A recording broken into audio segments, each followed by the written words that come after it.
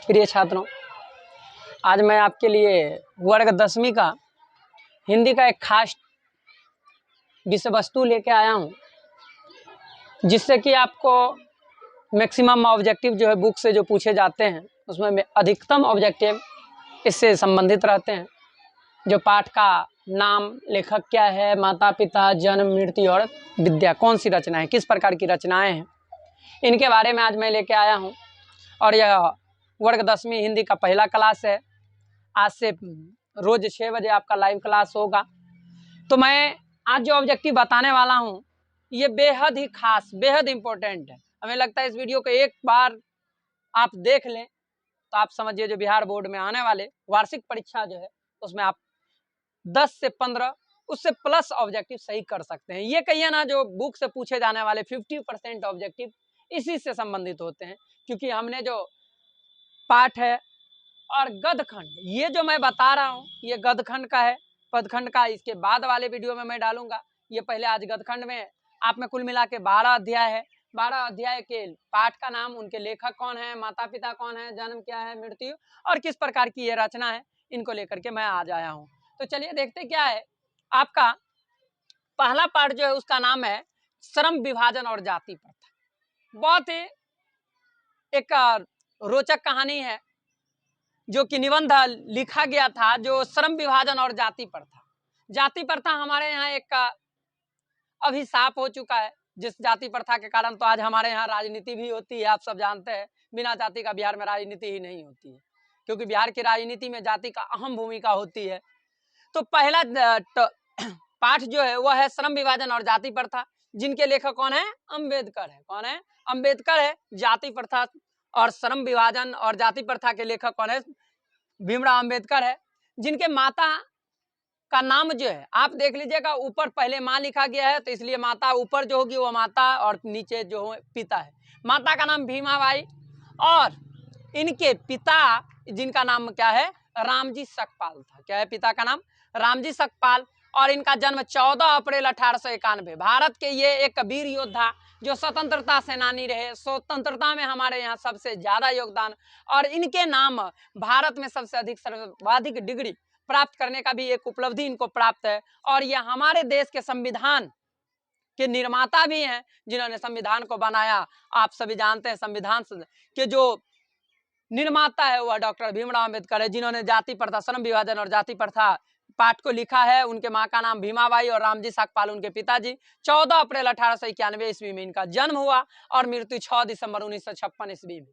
6 दिसंबर 1956 ईस्वी में इनकी मृत्यु हुई, यानी आजादी के 10 साल, लगभग 10 साल पश्चात जो है इनकी मृत्यु हुई। और यह क्या है, जाति प्रथा और श्रम विभाजन जो है यह है आपका एक प्रकार से ये कहिए ये जो है निबंध है। क्या है, निबंध है। अब अगला है 20 के दांत।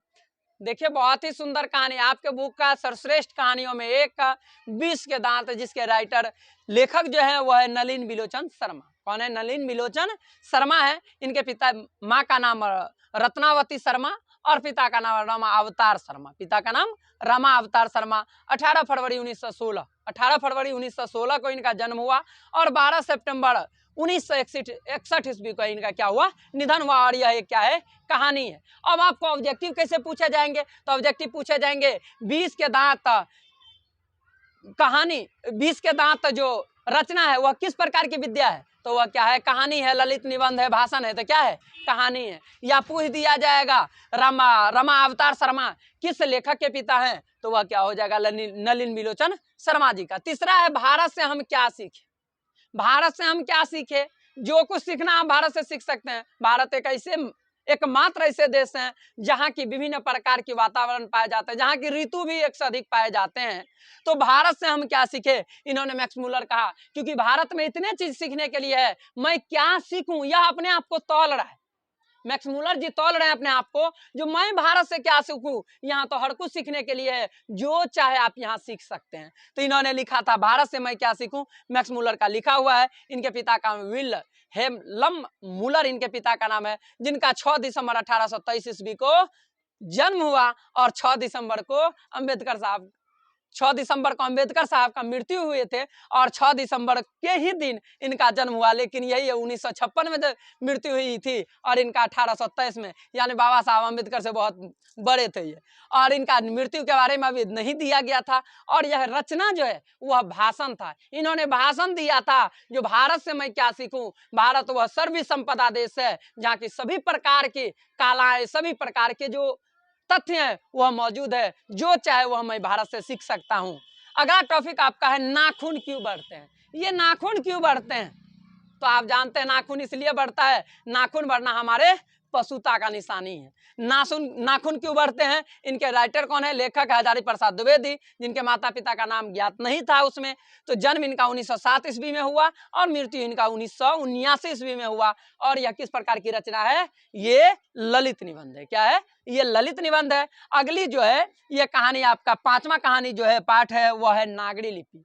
5वां पाठ जो है वह क्या है, नागरी लिपि है, जिनके लेखक है गुणाकर मूले।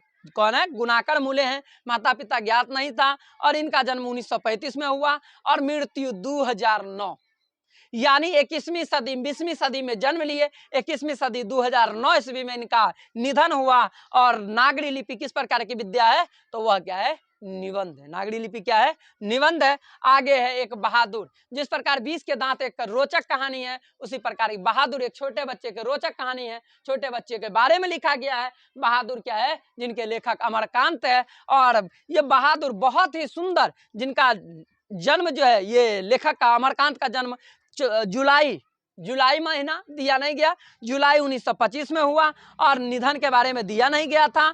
और यह किस प्रकार की विद्या है बहादुर, यह जो है निबंध है, सॉरी कहानी है। यह क्या है, कहानी है। बहादुर एक क्या है, कहानी है। अगला देखते हैं 7वां जो है वह है परंपरा का मूल्यांकन। हमारे जो परंपरा चलती आ रही है उसका मूल्यांकन मैं कैसे करूं। इसमें इस कहानी में दिया गया है जो मैं अपने परंपरा का मूल्यांकन, अगर हमें अपनी परंपरा का मूल्यांकन करना है तो हमें प्राचीन परंपरा को जानना बहुत जरूरी होता है। तो परंपरा का मूल्यांकन जिनके लेखक का हो जाते हैं रामविलास शर्मा जी हैं। इनके माता पिता ज्ञात नहीं था। जन्म इनका 10 अक्टूबर यानी 1912 ईस्वी में हुआ था। कब हुआ था, 10 अक्टूबर 1912 ईस्वी में। और निधन जो है 21वीं सदी प्रारंभ में, यानी हो गया आपको 30 मई 2000 ईस्वी में हुआ। यह जो है परंपरा का मूल्यांकन क्या है, यह निबंध है। क्या है, परंपरा का मूल्यांकन क्या है, निबंध है। जीत में मैं निरखत हूँ, जैसे जैसे मैं जीत रहा हूँ वैसे वैसे निखर रहा हूँ। हर एक व्यक्ति अपने जीवन कला में, अपने जीवन में निखरता है। कोई निखर जाता है तो कोई बिखर जाता है, कोई निखर जाता है कोई बिखर जाता है। जैसे आप कहते हैं कोई छप जाता है कोई छिप जाता है। देख लीजिए मात्रा का कितना बड़ा बात हो गया। कोई छप जाता है तो कोई छिप जाता है, किसी के अंदर की भावनाएं छप जाती है तो कोई छिप जाता है। छिपने का मतलब होता है अन हो जाना और छपने का मतलब होता है आगे फ्रंट पर आ जाना। उसी प्रकार का परंपरा का ये जीत में मैं निरखत हूँ, जैसे जैसे मैं जीतूंगा वैसे वैसे मैं यानी निखर रहा हूँ। इसका लेखक जो है वह पंडित बिरजू महाराज, जिनका दर्दनाक कहानी इसमें लिखा गया है, पंडित बिरजू महाराज। और इनका जन्म जो है 4 फरवरी 1938 ईस्वी में हुआ था। निधन के बारे में जानकारी नहीं दिया गया। और यह एक साक्षात्कार है। साक्षात्कार का मतलब होता है इंटरव्यू, जिसको आप इंटरव्यू कहते हैं।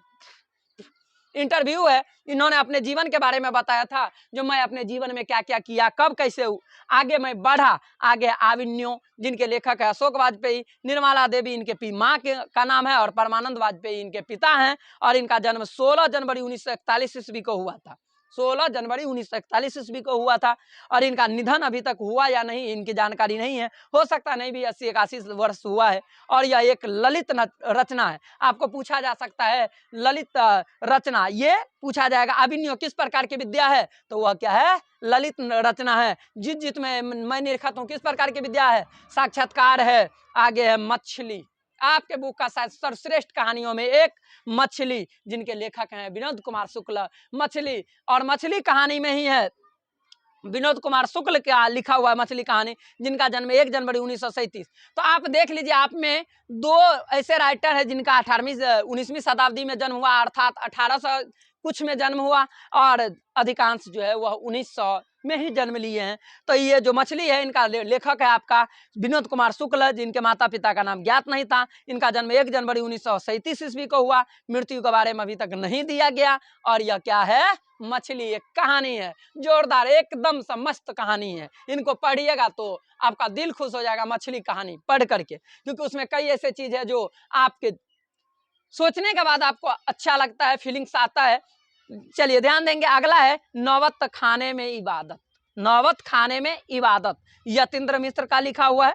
यतीन्द्र, इनके माता पिता का नाम। इनका जन्म 1977 में हुआ और अभी तो ये 45-46 वर्ष के है ही। तो इनका मृत्यु के बारे में तो अभी सोचना भी नहीं, हो सकता हो भी जाए। मृत्यु किसी का कभी आ सकता है। यह व्यक्ति चित्र है। क्या है? व्यक्ति चित्र है। किसी व्यक्ति के बारे में इसमें बताया गया है। और अंतिम जो आपका पाठ है वह है शिक्षा और संस्कृति। और हमारे देश के राष्ट्रपिता महात्मा गांधी, हमारे देश के राष्ट्रपिता महात्मा गांधी के द्वारा लिखा गया है, जिनके माँ का नाम पुतलीबाई एवं पिता का नाम करमचंद गांधी था। 2 अक्टूबर 1869। इन्हें याद करने की क्या जरूरत, ये तो हर भारतवासी के जुबान पर होती है। ये शिक्षा और संस्कृति के लेखक महात्मा गांधी है, जो हमारे देश के राष्ट्रपिता है।